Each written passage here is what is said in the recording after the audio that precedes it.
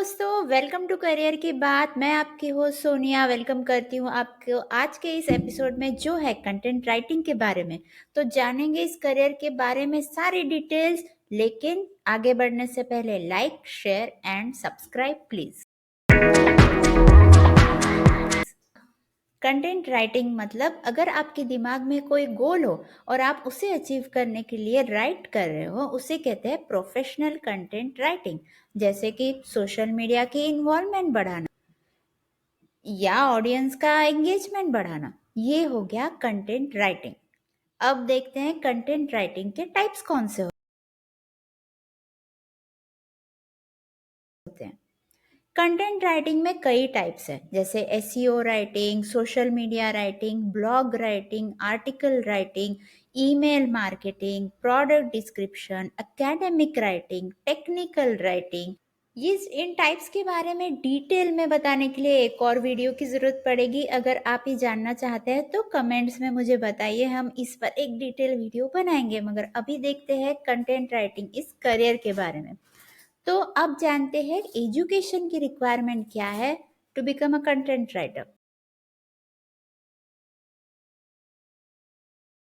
एक content writer बनने के लिए वैसे तो कोई डिग्री की ज़रूरत नहीं होती है, आपकी लैंग्वेज पर पकड़ होनी चाहिए। और अगर आपको लिखने का शौक है, अगर आपको लिखना अच्छा लगता है, आप उसे एंजॉय करते हो, तो आप कंटेंट राइटर बन सकते हो।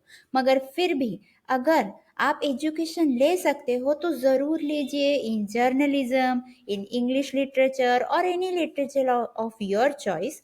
और या फिर आप मास कम्युनिकेशन में भी डिग्री कर सकते हो। इससे आपको समझ में आएगा कि मीडिया इंडस्ट्री काम कैसे करती है, क्या होते हैं कीवर्ड्स, कैसे लिखना चाहिए, कैसे लोगों तक पहुंचना चाहिए, ये सब आप जान सकते हो। मगर अगर आप ये एजुकेशन नहीं कर सकते हो, आप 12th में हो, तो मैं आपको सजेस्ट करूंगी कि आप ऑनलाइन कोर्सेज कीजिए, जैसे क्रिएटिव राइटिंग के कोर्सेज या बिजनेस राइटिंग के कोर्सेज। आने के लिए भी हेल्प होगी और आप अच्छा लिख भी पाएंगे। तो अब हमने देख लिया है what is content writing, types of content writing और एजुकेशनल रिक्वायरमेंट। अब हम देखते हैं career path of a content writer. अगर आप शुरू कर रहे हैं एग्जैक्टली आफ्टर 12th, तो मेरा सजेशन यही होगा कि आप पहले अपना एक ऑनलाइन पोर्टफोलियो बनाएं। एक ऑनलाइन पोर्टफोलियो बनाइए, उस पोर्टफोलियो को अपने रिज्यूमे के साथ अटैच कीजिए, ताकि अगर कोई आपका काम देखकर आपको काम देना चाहता है तो उसे आसानी हो। ईमेल किसी के लिए लिख दीजिए, आप अपना ब्लॉग बनाइए जहां आप अपने आर्टिकल्स लिखिए। अब समझ लीजिए आपने पोर्टफोलियो बना लिया है, आपका रेज्यूमे रेडी है। अब आप शुरू कीजिए अप्लाई करना लिंक्डइन पर, नौकरी पर, और भी सारे प्लेटफॉर्म्स हैं। मगर आप चेकआउट कर सकते हैं, एक फ्रीलांसर्स करके एक वेबसाइट है, वहां पर जा सकते हैं। आप अपवर्क को ट्राई कर सकते हैं, वहां पर भी आपको फ्रीलांसिंग के काम मिल जाएंगे। तो ये हुआ फ्रीलांसर्स का। अगर आप एज अ फ्रीलांसर काम करना चाहते हैं तो अपने आप को वहाँ कहीं रजिस्टर कीजिए, फिर आपको काम मिलेंगे और पर वर्क आप चार्ज कर सकते हैं। अगर आप कॉरपोरेट में करियर बनाना चाहते हैं तो अपने पोर्टफोलियो को रिज्यूमे के साथ ऐड कीजिए और उसे सर्कुलेट कीजिए नौकरी, अपवर्क, फ्रीलांस, लिंक्डइन, इन सारी वेबसाइट्स पर। आपका काम देखकर आपको ज़रूर कोई ना कोई चांस देगा एज एन एंट्री लेवल। आप इंटर्न भी काम कर सकते हैं, और अगर आपको एक अच्छा चांस मिल जाए, आपको वो काम अच्छा लगे, आप वहाँ पर प्रोग्रेस कर सकते हो। आप आगे बन सकते हो कंटेंट स्ट्रेटजिस्ट, आप आगे बन सकते हो कंटेंट मैनेजर, आप पूरी टीम को भी लीड कर सकते हो। और अगर आपका सीखना चलता रहा, आपकी स्किल्स एनहांस होती रही, तो हु नोज, आप कभी किसी के प्रोडक्ट हेड भी बन सकते हो। तो ये हम देखा content writing in a freelancing mode and content writing in a corporate mode which is a full time job. अब हम आगे देखेंगे कंटेंट राइटिंग एंड एआई। तो जान लेते हैं एआई का इफेक्ट ऑन कंटेंट राइटिंग। तो देखिए, कंटेंट राइटिंग ही क्या, हर प्रोफेशन में एआई का इफेक्ट होने वाला है। मगर of course content writing will be the first, I guess. मगर आप इससे बच सकते हैं, आप अपनी जॉब फिर भी रख सकते हैं, आप फिर भी इसमें काम कर सकते हैं। कैसे? देखिए, एआई पहले भी थे, कंटेंट राइटर्स एआई पहले से यूज़ कर रहे हैं, मगर एआई उतना परफेक्ट अभी नहीं लिख सकता जितना एक कंटेंट राइटर लिख सकता है। तो क्या एआई यूज़ नहीं करना चाहिए? नहीं, बिल्कुल भी नहीं। मैं खुद चैट जीपीटी यूज़ कर रही हूँ, इट इज़ वेरी यूज़फुल, मगर आप कोई भी आर्टिकल चैट जीपीटी से वैसे के वैसा नहीं उठा सकते। आपको उसमें इमोशंस डालने होते हैं, आपको उसमें थोड़ा फन डालना होता है, आपको उसे और अट्रैक्टिव एंगेजमेंट वाइज बनाना पड़ता है। जैसे आपको अपनी स्किल्स यूज़ करके एआई से अपना काम निकलवाना होता है।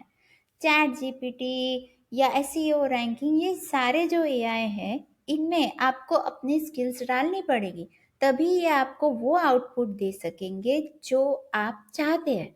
इसलिए एआई से डरिए मत, एआई को सीखिए। सीखिए कि कैसे आप अच्छे से अच्छा आर्टिकल एआई की हेल्प से लिख सकते हैं। इसमें और भी बहुत सारे टूल्स हैं। चैट जीपीटी तो सिर्फ एक है, मगर there are lot of tools जो आप कंटेंट राइटिंग में यूज़ कर सकते हैं।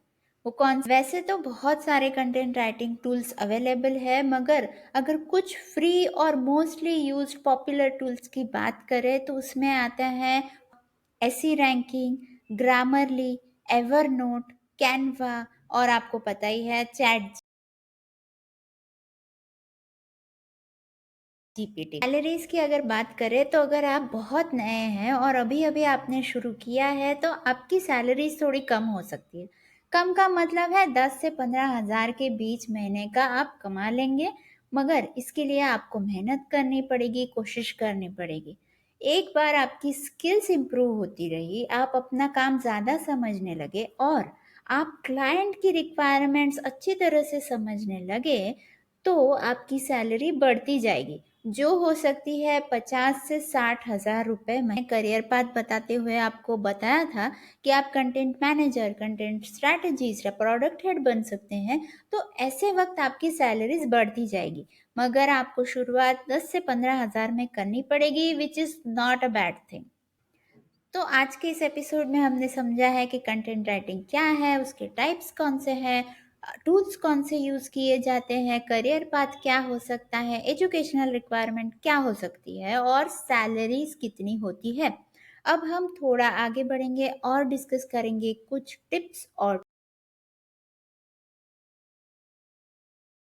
ट्रिक्स। तो इस प्रोफेशन में सक्सेसफुल होने के लिए सबसे ज़्यादा ज़रूरी है कि आपको क्लाइंट की रिक्वायरमेंट समझ में आए।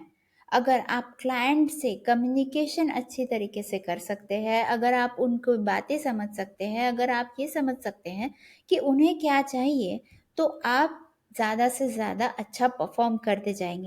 Tip number 1, accepting criticism. जी हाँ, जब आप नए होते हैं और आप किसी क्लाइंट के लिए, किसी गेस्ट के लिए लिख रहे हैं, उस वक्त शायद ऐसा हो सकता है कि उन्हें आपका लिखा हुआ पसंद ना आए, या वो आपको कुछ चेंजेस कहें, या वो आपकी राइटिंग पे क्रिटिसिज्म करें, विच इज़ ओके। क्योंकि क्लाइंट को जो चाहिए आप जब वो लिख कर देंगे तभी आप उससे पैसे मांग सकते हैं। इसलिए क्रिटिसिज्म को पॉजिटिवली लीजिए, उससे कुछ सीखिए और अपना काम कंटिन्यूअसली इम्प्रूव कीजिए। अब पढ़ते हैं टिप नंबर 2 की तरफ। देखिए, जो अच्छा राइटिंग करता है उसके लिए बहुत ज़रूरी है कि वो रीडिंग भी करे, और कंटेंट राइटर्स के लिए पढ़ना, दूसरों का लिखा हुआ पढ़ना, ये बहुत ज़्यादा ज़रूरी है।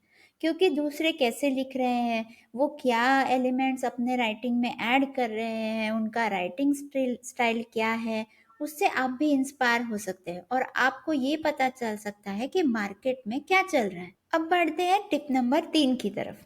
टिप नंबर 3 थोड़ा सा हटके है।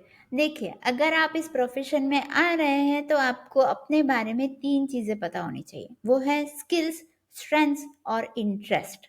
अगर आप इसमें सिर्फ यूं ही आ रहे हैं कि मैं ट्राई करके देखता हूँ, मुझे पता नहीं है मेरा इंटरेस्ट है या नहीं, आप एक्सप्लोर करना चाहते हैं, ठीक है, मगर इसके लिए आपका राइटिंग में इंटरेस्ट होना बहुत ज़रूरी है। अगर आपको लिखना, उसे करेक्ट करना, फिर से ड्राफ्ट्स पर ड्राफ्ट्स बनाना, ये सब हो सकता है आपसे, तो ही आप इस फील्ड में। ये बात हुई इंटरेस्ट की। अब आते हैं स्ट्रेंथ पर। देखिए, यहाँ रिपीटेटिव काम भी हो सकता है ना। आपको एक ही ड्राफ्ट मल्टीपल टाइम करेक्ट करना पड़ सकता है, आपको उसके वर्जन्स बनाने पड़ सकते हैं, इसके लिए ज़रूरत होती है पेशेंस की। तो अगर पेशेंस और कंसिस्टेंसी आपकी स्ट्रेंथ है, तो ये फील्ड आपके लिए है। तीसरा, स्किल्स। स्किल्स यानी राइटिंग स्किल्स, ऑब्वियसली आपको राइटिंग आनी चाहिए, मगर उसमें आता है वोकैबुलरी। क्या आपकी अच्छी है वोकैबुलरी? क्या आप सेंटेंसेस को अच्छे से अच्छा बना सकते हो, उन्हें कॉम्पैक्ट रख के फिर भी सिंपल बना सकते हो? क्या आपकी लैंग्वेज पे पकड़ है? कोई भी लैंग्वेज हो सकती है, इंग्लिश, हिंदी, मराठी, कन्नड़, तेलुगु, जो भी लैंग्वेज आपको अच्छी लगती है, जिस भी लैंग्वेज में आप अच्छा काम कर सकते हो, उस लैंग्वेज पर आपकी अच्छी पकड़ होनी चाहिए। ये था स्किल, स्ट्रेंथ, इंटरेस्ट के बारे में, और यहाँ पर आज हम अपना एपिसोड ख़त्म करते हैं। आई होप कि आपको ये पसंद आया होगा। पसंद आया हो तो लाइक कीजिए, शेयर कीजिए, सब्सक्राइब कीजिए। तो हमें बताइए कि आप कंटेंट राइटिंग के बारे में और क्या जानना चाहते हैं कमेंट्स में। देखने के लिए धन्यवाद। फिर मिलते हैं अगले एपिसोड में।